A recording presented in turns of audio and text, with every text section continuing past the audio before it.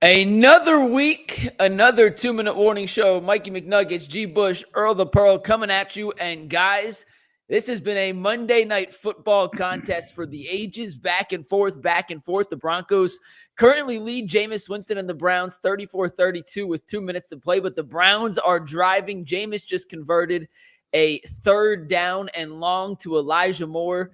And the Browns are in business. G. Bush, he's got almost 450 yards to this point. Let's make a prediction on the timeout. Will Jameis lead the Browns to another fourth quarter comfort behind win? Well, I got faith in it. I got faith in it, man. You got to have faith. Some people in the chat talking about had both feet down. We'll see when we come back from the 2-minute warning in this commercial break. But I got faith. I think Jameis Winston, the question is, do the rest of my colleagues and the people have faith out there? Are we going to continue to act like the Lord is not speaking to his people? Come ye forward, and I will give you rest. Oh, what say you? Hey man, I don't even know where to start with this, man. My boy Mike Woods out here getting some tick, man. And listen, he getting his Ty Jerome on your behalf, just coming out of nowhere. Yeah, the hell with the predictions, man. I guess, I want to see the Browns win this game. I just know, this has been a fun game to watch. It's been a lot of back and forth, a lot of scoring. Jerry Jeudy is out here balling, putting on the show. Elijah Moore is out here balling, putting on the show. James got damn near 450 yards and 4 touchdowns. Bo Nix, man, 97-yard dart. Man, that throw was crazy. It's just been a hell of a game to watch from a fan's perspective and a fan's point of view. It would be nice to see Jameis lead the Cleveland Browns on another game-winning touchdown drive or game-winning drive period with about 2 minutes left to go on the clock. So overall, it's been a good game, man. I just want to see the Browns win it. Absolutely, and I got to reset the Bleacher Report stream, so you guys keep talking for a sec. Listen, man, I like the energy level. I think the best thing I like about it, win, lose, or draw, we really want to see them pull this out, is the fact that Jameis Winston threw a pick six. And I thought one real big play of the game was him coming right back after that, Earl, making that big time throw and getting them right back into the football game. And listen, and we can't say that this was one of those situations where it's a bad defense. We've heard that before when Jameis puts up numbers. That's a damn good defense. This defense was lights out before. And Jameis just threw a pick. That's ball game. That's game. Jameis just threw another pick six. Oh, wow. I didn't even see this. Jameis, that is the most classic. That's Jameis. That is Jameis Winston for you. You get good Jameis finish in the history of Jameis finishes, in the history of possible Jameis finishes. He just passed the franchise record for receiving yards in a game with over 460, and then throws a pick six to lose it, his second pick six of the night. I'm sitting here looking. Why didn't he touch? Why did he give up on the play? Why didn't he touch him? I am not quite sure on that. I don't think he's seen him. I don't know. Yeah, I don't know if the receiver knew it was an interception. You see Elijah Moore right there. He sees the interception, but he's already fallen out of bounds. So by the time Elijah Moore gets up, he's already headed down the field. That is heartbreaking. Absolutely. Maybe it was out of bounds. Is there a chance his back was out of bounds? I mean, they're setting up for the extra. That's all day pick. Pick six, man. But I mean, we see good Jameis and we see bad Jameis in the same damn game, right? Jameis throws for over 450 yards, 4 touchdowns, and then he throws for 2 interceptions that accumulates to 14 points for the other team. Clearly, that's the difference in the game right there. Those 2 turnovers that resulted in 14 points. You see the score differential right now. The Browns is down 41-32. So you got to ask yourself, when you talk about Jameis Winston being in the fold for 2025 going forward, can you live with the turnovers, right? Because we talked before, if Jameis is really out here just trying to make some plays and he's turning the ball over, you can live with that. I mean, can you really? And so these would be things that's going to be a part of the evaluation for the rest of the regular season going forward. But, it's hard to say he played a hell of a game when you throw 2 pick sixes that result in this. But ball was behind him. Before you go, I'm just watching the replay. That was a pretty bad throw. Yeah, ball was that was behind him. It was late. And in a situation like that, I mean, Sean just texted me and said Elijah may have run the wrong route. So I got to see it, but that looked bad. From what I see right here, I saw he threw the ball late. It's an out. Threw it late, look behind him, and if you're going to miss on that throw, you got to miss to the outside and high and away so that the only person that can catch that football is Coach Stefanski on the sidelines if you miss. That looked like that was just a late throw to the outside there. And listen, they were sitting on that all day. It looked like the defensive back had seen him make the outcut, and it was there. I think he knew it as soon as he threw it. Yeah, I think that was when he lets it rip and immediately has some instant regret. I mean, we talked about the roller coaster, G, right? Like it's the good and the bad of Jameis, and we kept talking about that 2-to-1 touchdown to interception ratio. Right now, it's 4-2, which is 2-to-1, and you're gonna have to just kind of live. In the moment, it's so hard. I got to see the all 22, see what really happened on that. But that didn't look like a good throw from the initial read of what we saw. And it's a damn shame because for the most part, Jameis has had a lot of really good moments in this game. And if this is going to be the lasting image, a pick six to seal it, that could have been another pick right there.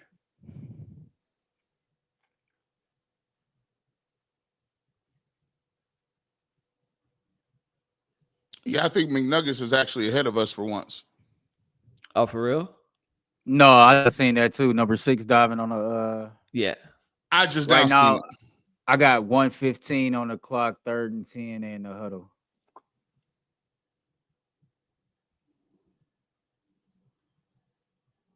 But yeah, this would be a very interesting game, man, to kind of go back and rewatch, right? Because there is a lot of good from Jameis Winston in this particular game, but you see some bad from Jameis too. You got the 2 interceptions. That was a bad drop right there by David Njoku. He's had 2 touchdowns, and earlier you're going to beat me in fantasy because he has those 2 touchdowns, but he's dropped like 4 passes tonight. Yeah, he's dropped. Or we could call it this. We can call it I'm going to beat you in fantasy because Cortland Sutton had, you know what I'm saying, some pretty good yardage. However you want to put it, you know, whatever. Dang, David Njoku. Like, that's a bad drop. What's up with his body language, bro? He just walking around.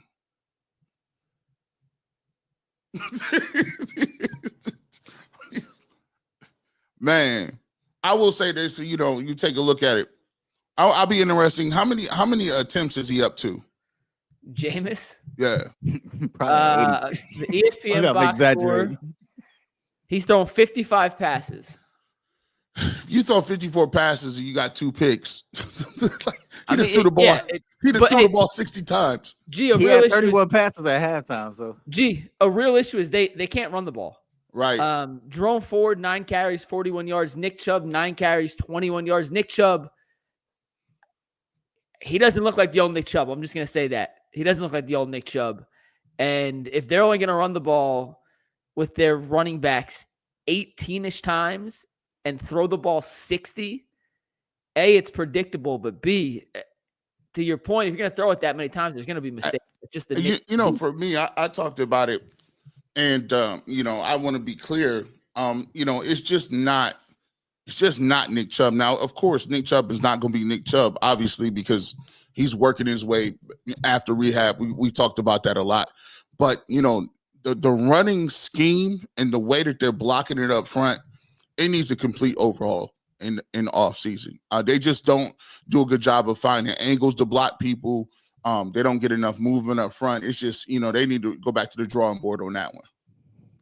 Yeah, let's talk real quick. Jerry Jeudy, just shout out to him. He had an incredible game, whether it was blown coverages, whether he was torching guys. He could have had another 85 yards, 89 yards if Jameis didn't miss him there in the first quarter, but he's been incredible tonight. And another performance that's gonna kind of get washed to the wayside because of a loss, barring an epic last-second comeback. But he was everything you could hope for and then some tonight, guys. Oh man, he was tremendous. tremendous when it comes to playing against this old team. You teed it up earlier this week and said, "Is there a chance for a revenge game?" Oh, I bet you there was. It was a heck of a chance. Obviously, when you take a look at what he did, and he has Patrick Surtain on him. They have a good defense, and Jerry Jeudy eviscerated them. No ifs, ands, buts about it. And right now, he's playing like he wants to be known as a number one receiver. Great game from him. I will say this too: if Jameis Winston is not playing, you don't get an opportunity to see what Jerry Jeudy can be. Right? You don't see what he can be in terms of his production. G, sorry to cut you off, but the Browns are going to get the ball on the 1 yard line here after drawing a pass interference call in the end zone. Mm-hmm. I think it was Michael Woods, earlier boy, getting a chance to play. He actually, he showed a little something today in his first real snaps. Oh yeah. So shout out to Woods. He just drew a pass interference call down to maybe the 2 yard line, but within the 5. What was that you were saying at the end? Huh? What was you saying at the end? Oh, you pulled that. You didn't pull that Ty Jerome with this Mike Woods, bro. He just comes out of nowhere and gets his money off. No, it was interesting to see him, like called up from the practice squad. You figure with with Cedric Tillman not out there, I thought it would be more Jamari Thrash than Mike Woods, but he made the most of his opportunities. But you get another impressive game from Jerry Jeudy, another impressive game from Elijah Moore, and another bad interception from Jameis Winston. That's another pick. Not going to be there a it pick is. six. Judy's going to catch him from behind. There it is. There you go. It's Jameis's third interception in the red zone. Show the replay, but that's a horrific read. That was horrible. He was trying to force that one in the joke. Lord. I think everybody's seen that one. Oh, you got T-rolled. Yeah. And so it's tough, right? Because you take away those 3 turnovers, right? The Cleveland Browns honestly played more than well enough to win this game, man. And, Jameis cost us this game. We sat out here for most of this broadcast, and we praised Jameis for how he's played lately. We praised Jameis for how he played in this game. But 2 pick sixes and then that turnover right there, like they're seeing clearly that's the bad. That's a bad one right there. That's really, really bad right there. You're forcing it to Njoku. They're showing the replay. If 55 doesn't pick that off, there's a chance 6 is right there. 6 picking it off too. The ball is behind Njoku.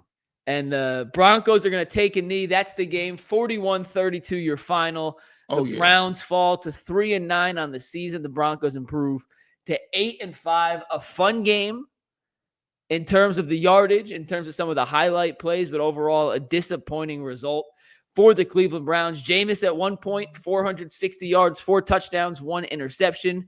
He finishes the game with 497 yards, 4 touchdowns, and 3 interceptions, a QB rating of 88.1. And we talked about it. I said it earlier. We talked about it on today's show. The roller coaster ride of Jameis Winston, it giveth, it taketh, and in the end today, it tooketh a little more than it gave. Yo, this is the most peculiar situation to be in.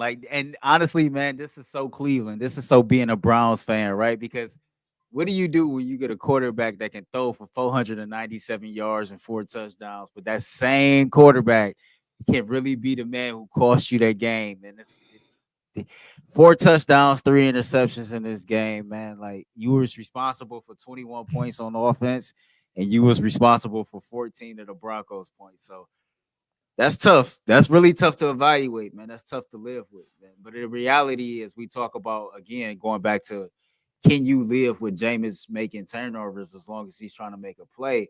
You hear Andrew Berry and Kevin Stefanski talk about this every chance, and they've been doing this from year one. You in particular. Like, they don't like the turnovers, right? Turnovers is something that's been an Achilles heel for this team lately, and you don't win games when you don't really win the turnover battle.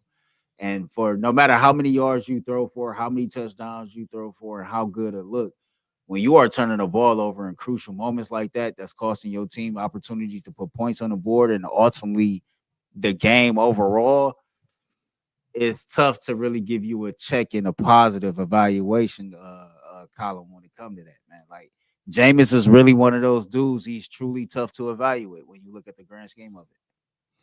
You look at it. You take a look at when you look at Deshaun Watson. We were on here for 8-9 weeks and we talked about how we just couldn't push the ball downfield. We just like he would not throw the ball past 10 yards. We said, we got so frustrated and said you can't win like that. Then you got Jameis Winston. He throws the ball downfield all the time, right? 3 interceptions, 2 pick sixes. And it's a catch-22 because you need a quarterback to throw the ball downfield. You need a quarterback to give your receivers an opportunity to make plays like today with Jerry Jeudy.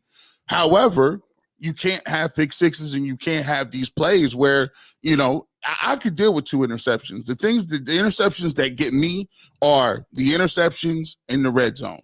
If you are going to be, and 2 of those interceptions came, one right there, the other one they were driving and threw the ball and defensive lineman picked the ball off. So the ones in the red zone are going to hurt you the most, especially because you're taking points off the board. So for me, it's so difficult to evaluate because on one end of the spectrum, you have guys where it looks like they're check down Charlies. On the other end of the spectrum, you got gunslingers. And we've seen the Browns lose both ways with 500 yards and like 12 yards passing. So I think my key takeaway from this is that if you want to win football games, no matter, how much we talk about it in the NFL, and me and Adam the Bull, we go at this all the time. If you don't run the football and you are being predictable, when you throw the ball 60 times, look at the percentages. I mean, if you get 3 balls picked off and you throw it 60 times, that means how many percent of your passes weren't intercepted? I mean, roughly 90 something, right? But those 3 interceptions cost you the game. You got to be able to run the football. You got to be able to be balanced. You got to be able to line up and run the football and get touchdowns and score points and keep people honest. And I think the Browns just didn't do a good enough job of being balanced today. Yeah, I'm looking at the box score. This is the most Jameis Winston game of all time, guys. This is seriously the most Jameis Winston game of all time. He threw for 497 yards. He damn near threw for 500. We go back to that 30-30 season, G and Earl, where he threw for 5,100 yards, 500 yards, 4 touchdowns, 3 interceptions, 2 pick sixes, and 1 in the red zone. That is the entire Jameis Winston experience in 60 minutes. You have the all-time highs, you have the frustrating lows, you have the fun moments in between, you have the infuriating what-ifs in the middle. That was 60 minutes of what Jameis Winston can be. And frankly, I had fun. It's a lot better than some of the alternatives. And Jameis, for a lot of the game, it was a very good performance, and he did not come through in the clutch. But it's not just Jameis. I'm looking at some other things here, just sorting through some of the numbers. This Broncos offense isn't that good. And the Browns defense did not play very well. They gave up touchdown drives. You ready for this? First quarter, 12 plays, 63 yards. Second quarter, 6 plays, 67 yards. Third quarter, they had that 93-yard touchdown pass. Shout out to Bo Nix. That was a great throw. I'm not sure how Denzel Ward didn't get a finger on it, but another 93-yard drive. They got a field goal on a 10-play, 78-yard drive. They got another field goal on an 11-play, 61-yard drive in the fourth quarter, and then obviously the pick six to seal it. This defense allowed Bo Nix and a bunch of nobodies, with all due respect to Cortland Sutton. Most casual NFL fans have never heard of another skill position player on Denver to go on 1, 2, 3, 4, 5, 6 scoring drives of over 60 plays in one game. That's unacceptable for a unit that we expected to be elite entering the 2024 season. No, they ain't elite. The defense has been exposed going way back to the Houston Texans game. They have not been anywhere near elite going back to that game. They were exposed in that game. They give up a lot of big plays. And when teams start to drive the football on them, it's hard for them to bow their neck and stop teams, right? The Browns, they come down and score, right? And at that point, the Browns are up. Now the defense, you're looking at the defense like, look, man, we done already gave up a bunch of these points. We got the ball back for the offense. We're up in this game. And they just let them saunter right down the field. Like, no resistance, just Cortland Sutton and this McLaughlin guy. And I mean, it's a rookie quarterback. I mean, the Broncos really don't have much. And one of the things that's very evident to me is JOK not being there is epic. I mean, because you don't have very many playmakers. You don't have very many guys that can make explosive plays, tackles for loss. Yeah, the defense and my thing too, and I got a question about this is when you got Bo Nix in the shadow of his end zone, what was all of the drop 9 guys in coverage and let him roll around and throw the ball? I'm like, he's a rookie. Hey, get your guys up there and let's go. I don't know if they thought they was worried about guys getting behind them because they had just thrown a touchdown pass. But my thing is, hey, look, man, you can't rush 3 on the goal line and let them roll around and scramble and get big yards. Sometimes, Jim Schwartz, God love him. But there's some things to be desired. I think this year he's gotten a pass on a lot of things, but the defense has not been what it was, nowhere near close to what it was last year. No, not even close. I mean, the defense wasn't great, but the defense played well enough to give you an opportunity to win. You think about Bo Nix coming into this game, I think it was a stat like over his last, 6 or 7 games, the man has 16 touchdowns against 1 interception. He threw 2 interceptions in this game. He threw for 294 yards. I mean, Nix has thrown for at least 275 yards in 4 of his last 6 games. And so to me, the defense wasn't, it wasn't something to like really write home about. But I thought the defense played well enough to give you an opportunity to win this game. You forced 2 turnovers on that side of the ball. The only problem is your quarterback threw 3 interceptions and 2 of them resorted into 14 points. And so I can't beat up on the defense too bad. You got to consider the Browns didn't leave to go to Denver, I think, until like a couple of days ago. So I know that'd be a talking point of, how much time they had to get their body adjusted to playing in that mile high. And so I think the conditions and all that play a part. But I personally can't knock them too much. You know what I'm saying? I thought they played well enough to get his team an opportunity to win. I thought they did a good enough job containing Bo Nix, who had came in playing pretty damn well. I know he had that one huge throw to Mills, but outside of that, it didn't seem like he did anything that can really hurt us for real. I thought, honest to God, Jameis don't throw those pick sixes. Like, we having a different conversation. That's even with the missed field goal from Dustin Hopkins. We go back to an earlier point real quick about the lack of running game. You ran the ball 23 times for 77 yards, 3.3. It's tough sleddings out there. Nick Chubb really didn't get too many carries. He's averaging 2.3. I think Leroy Hoare said it best a couple weeks ago. Just because he's available and he's able to play, don't necessarily mean he's all the way back. And so, he's still recovering and trying to get himself back into football shape. And it's going to take some time before Nick Chubb is truly who we know him to be, if we ever see him be that again. But, defense didn't play that great, man. But I can't beat up on them too much this game. I thought they played well enough for this team to win. Yeah, I'll agree to disagree on that one. But at the end of the day, your quarterback throws 2 picks and a red zone interception. It's going to be tough to beat any team, regardless of the defensive performance. They didn't run the ball well.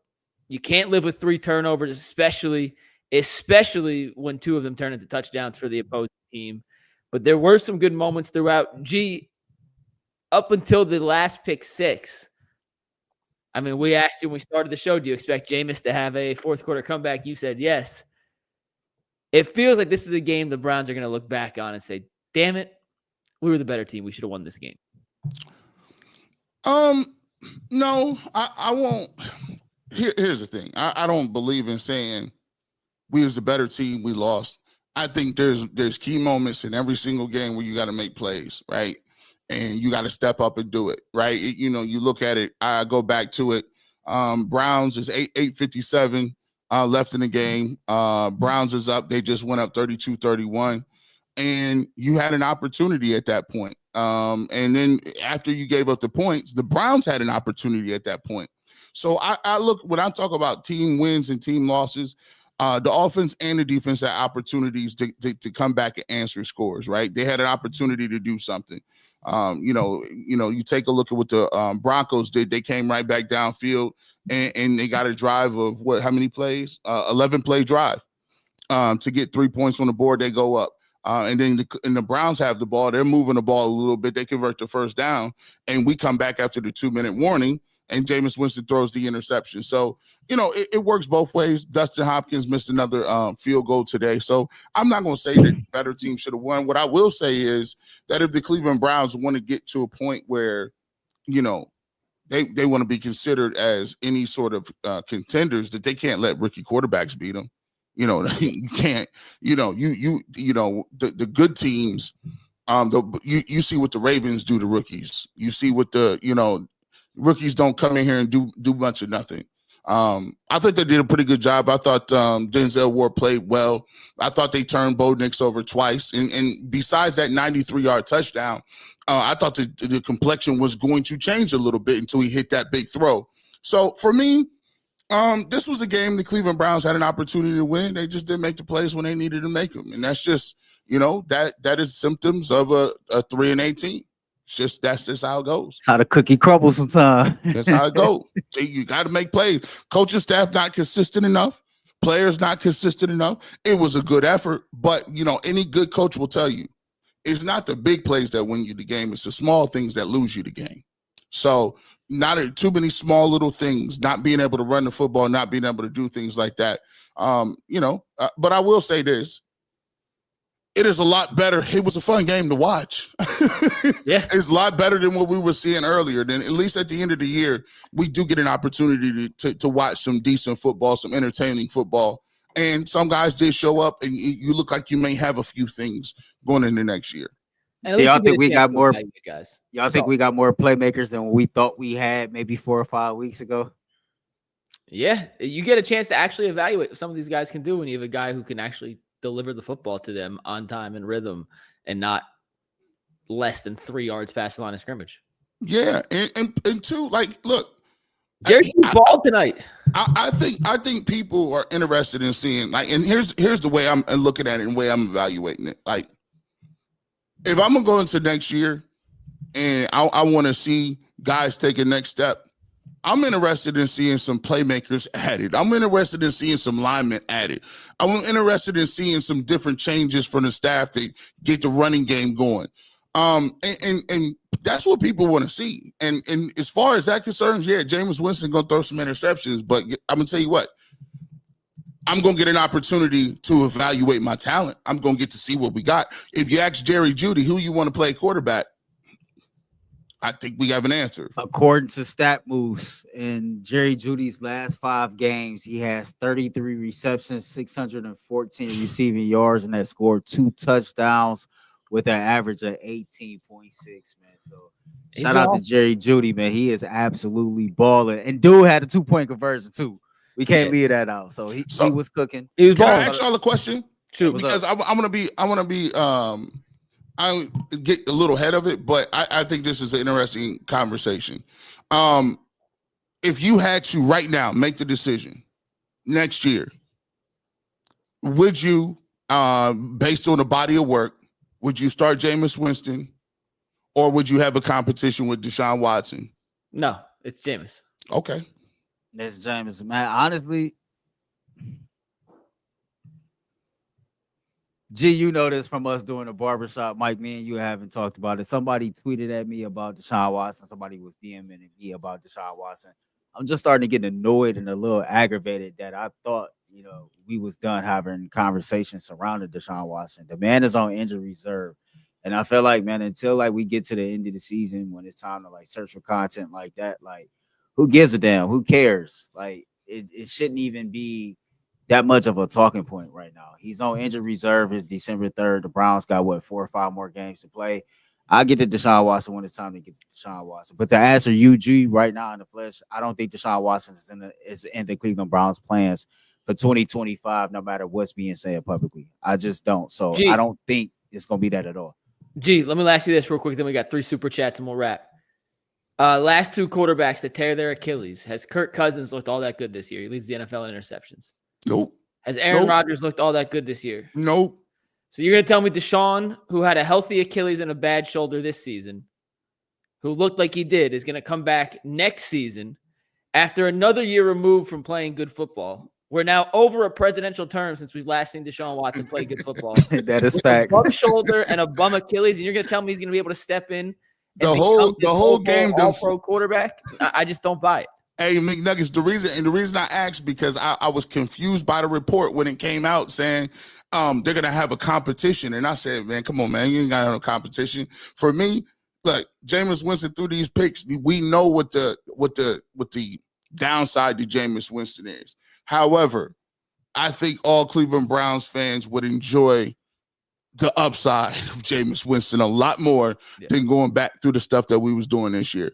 And I wouldn't be I ain't got a problem if they want to bring in a rookie or a quarterback or another dude they draft in the third round or something. Heck, I'd be willing to see that. I just think at this point, there's a lot of people, and it sounds crazy, but we just don't want to get to the point where we got to see bad football guys throwing for 130 and we still losing. I'll take the 500 on national TV. It sucks that you lost, but the Browns got a lot of holes to fill. I just want to see those players fill those holes with the people they're supposed to and not reach. We got 3 super chats, and we'll wrap up here. Sapper Daddy says this is why Ken Dorsey was fired in Buffalo. No runs. His run schemes are terrible. No double teams on 3 techs. Movement to the second level or pulling guards at all. The dude says, since there isn't any good quarterbacks worth first-round pick, why don't the Browns take Carter from Penn State? That's Abdul Carter, the edge, to give Myles Garrett some help finally and just re-sign Winston. I think it's definitely a possibility. I like Abdul Carter. Yeah. By the way, the most likely position the Cleveland Browns are going to get is somebody in the trenches. Mason Graham, Carter. I'm resigned to it. They're not Yeah. going to be up there with the. I like that tackle from Texas, man. Kelvin Banks. Yep. Yeah, I like him, man. Shaq with no brick says Deshaun Watson's the reason we don't make the playoffs. His bad play has the record looking like this, and we're playing like this without Cooper. And Sapper Daddy says a competition with Watson, man, hell no. We'll get more in depth on this tomorrow on the Ultimate Cleveland Sports Show. Make sure y'all tune in. It's Dustin and Tyvus' first ever day after show, so we'll see how they can handle. We got Sean King coming on, which Sean King was very anxious to join us before the last 2 interceptions. We got to figure them picks out. I'm curious if Sean's going to tell me in the morning, hey, I got a cough, I can't make it. So we'll see what happens with that. Hey, Sean, don't take that slander. You ain't got to take that. You stand on business, Sean. You say you pulling up in the garage. I'm pulling in the garage. He got Sean gonna be like, I'm snowed in Florida. I can't get to my Vegas. phone. Yeah, it's snowing in Vegas. I'm in Vegas. I'm snowed in Vegas. So, G&O, stick around. We'll see y'all tomorrow on the Ultimate Cleveland Sports Show. Peace.